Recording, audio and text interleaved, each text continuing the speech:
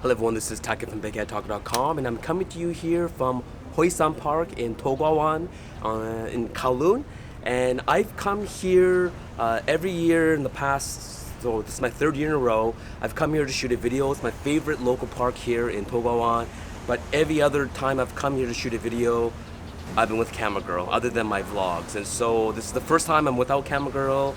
Hello Camera Girl, I hope everything is fine back in Canada. But I have a tripod here to shoot this video of the new Hasselblad.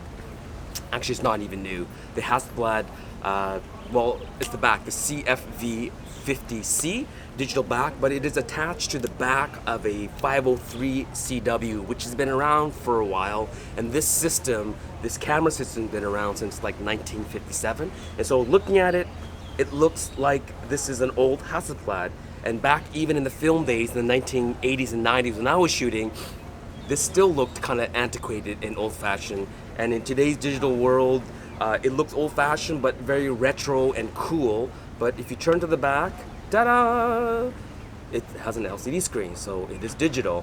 And even then, people still are confused and they see it. I had people waving at me because they saw this with a tripod and thought I was shooting old film or something like that, and they could, you know, when you pop this up and you're looking down, it really looks old school. And so let's do a review. I wasn't planning to review this, but I had an opportunity to when I interviewed Hasselblad Asia while I was here with Monogram Asia, and the X1D, I had the demo, but it wasn't a working demo. And so they Raymond of SHRIRO, which is the exclusive distributor of Hasselblad in Asia, he said, why don't you try this instead? It has the same sensor. So and it is a 50 megapixel, approximately 33 by 44. So it's not, you know, this is a 6 by 6, so 3.3 by 4.4 centimeters. It's not the same size. It is cropped from the original medium format, but still it's larger than 35 mil, which is 24 by 36 mil. So I had fun shooting with it. So let's start the review now. So going back to the old days, especially in the 90s when I was an active photographer doing weddings and sports and such, there was quite a difference between those that shot with not only medium format but specifically Hasselblad and those of us that shot with 35 mil. Now the disparity in terms of image quality and sort of the prestige between medium format and 35 mil was quite a bit larger than today. The difference between what people will call full frame, which is the 35 mil format, the 24 by 36 millimeter size sensor, and the APS-C or Micro Four Thirds, any of the other smaller sizes. The 35 mil format back in the film days, it was the most common size. Like everyone, from your grandma to soccer moms, to real estate agents, to students first learning photography, everyone shot 35.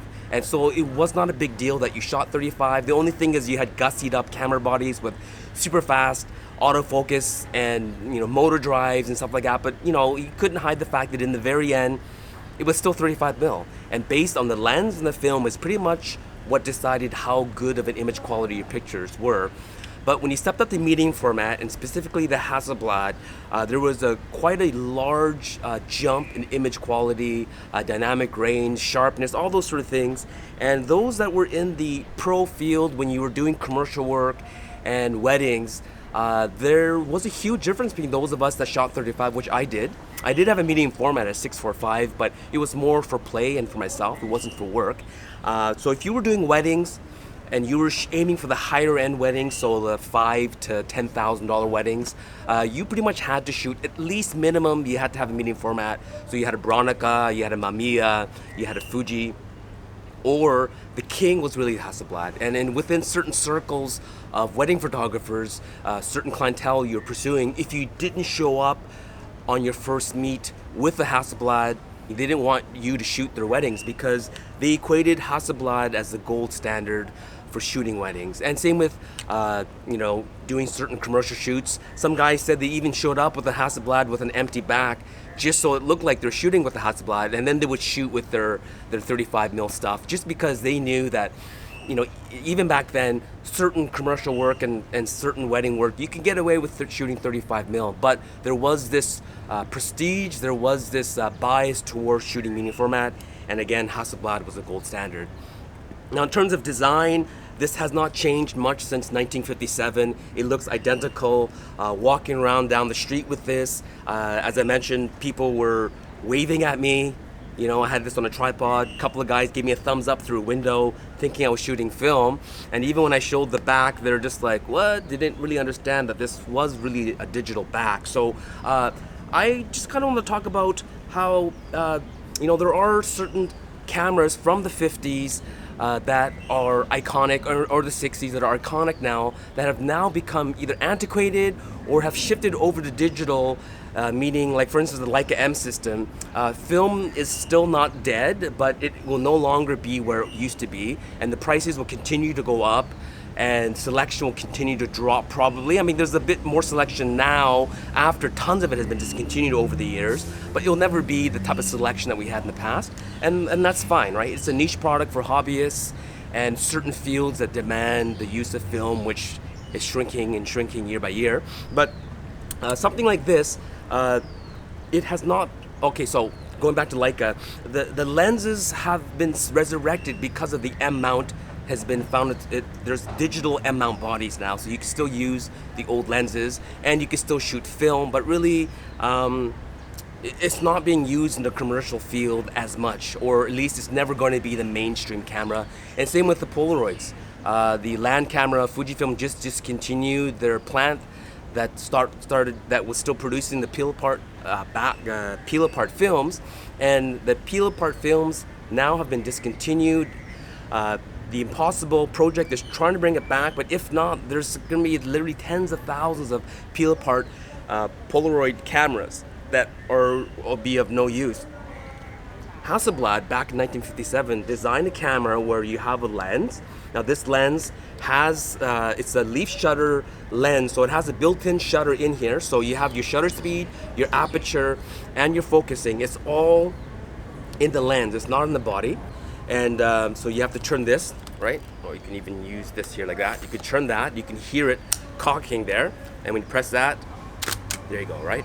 So you have your lens, you have your body, which you use as a viewfinder, and you get different viewfinders for this, and you have your back. Now the first back that came out was the A12, 12 meaning it took 120 film, and you can get 12 exposures of 6x6, 6 centimeter by 6 centimeter, or 2 1/4, we'd call it, or 2 1/4 by 2 1/4 inch dimension, and that was square.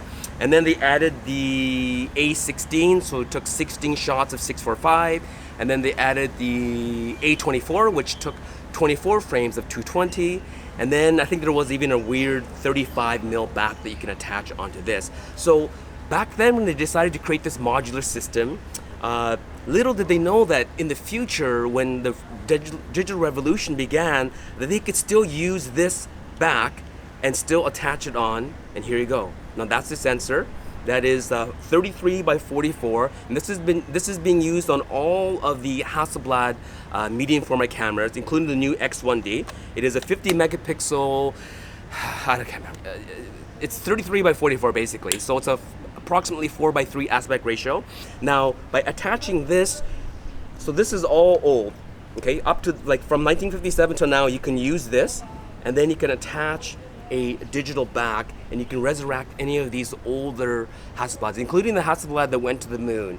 That was fully mechanical, but now you can put this digital back on it. And if you see the design, they've even designed it so that when you look at it first, you can't even tell that this is you know 60 years newer, and this is 60 years older. Now this isn't the 60-year-old body, it's the 503 CW, so this probably came out in the 90s, my guess.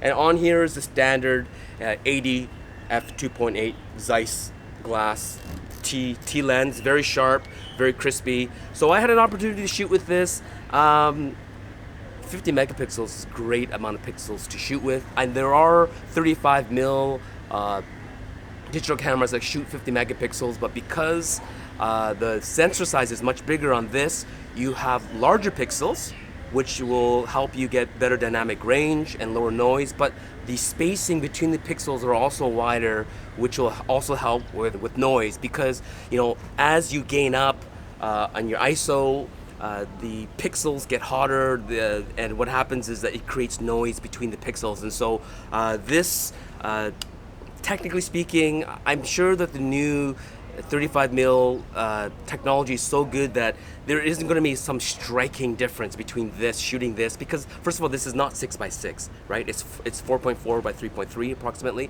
but it is larger. You do have a larger sensor with 50 pixels, so you got more spaced out pixels and larger pixels. So I've had a chance to shoot it. There was no opportunity for me to shoot this back to back with a 5D or a Sony A7 or anything like that.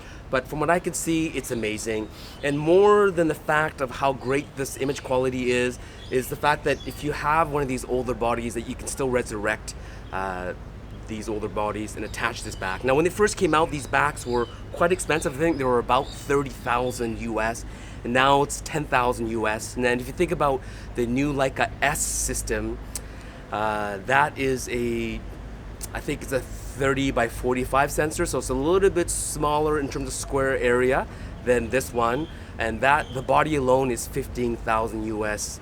So if you could pick up a 500 series body and lens used for say about $1,000 or $1,500, and then you could buy this digital back, you can switch between film and you can switch between digital back and forth, and you can almost even use this as like a Polaroid back. So one of the things that people liked about this is that when you are on a commercial shoot, you are shooting, before you shoot with film, you can put a Polaroid back on this camera, shoot Polaroid, quickly see, and use peel apart film, quickly see what you're going to get, make sure your exposure is correct, and then you can put on your film back. So even with this, you can switch backs. You can have your A12, your A16, A24, you could have this digital back, shoot digital, switch to film, you go back and forth, you have different types of film. So I think the possibilities are fun. This is still pretty much a tripod mounted camera. There is an AF version of this that you can get, and the new X1D, according to Hasselblad, they will have an adapter that you can put on these older lenses onto it, but I think that kind of defeats the purpose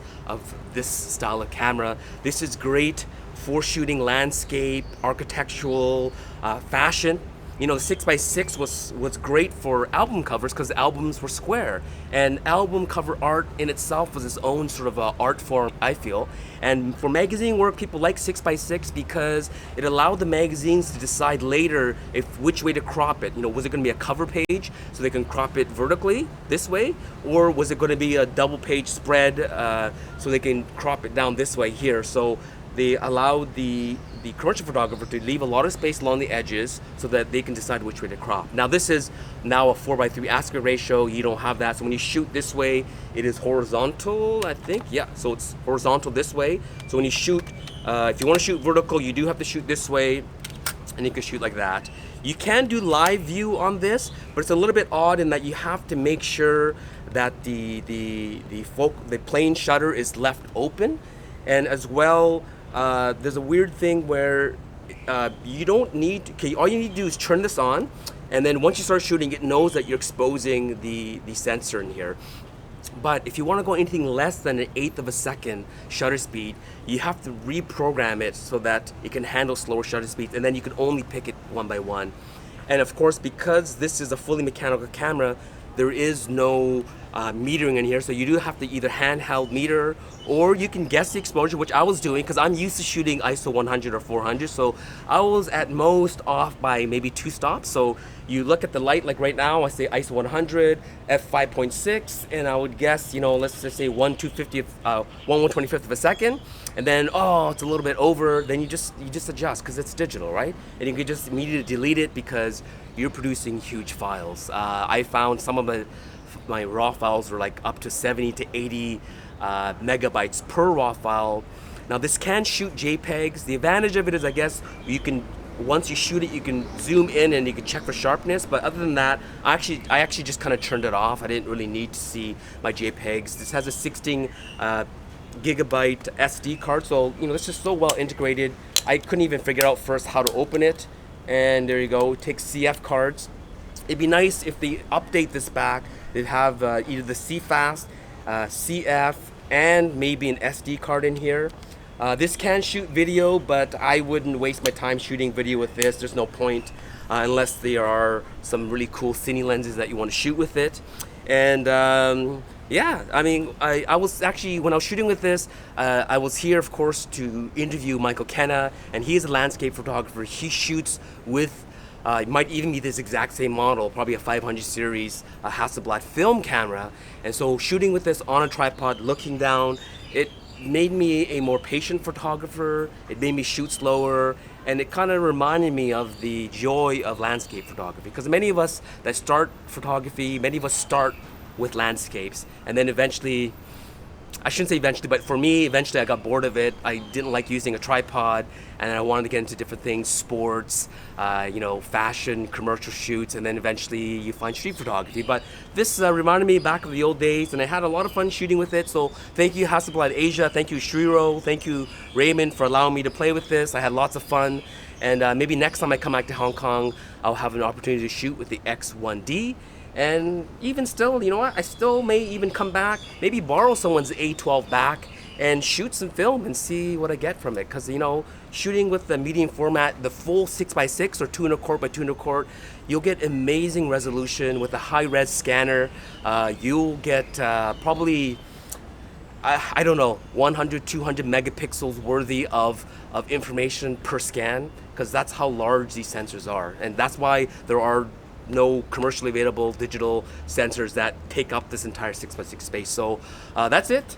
Thank you for watching, and look for more reviews. Like if you like, tell your friends, and look for me again, more videos from Hong Kong as well as other places. So again, Hoi San Park, camera girl, I miss you, hope to see you soon, and happy shooting.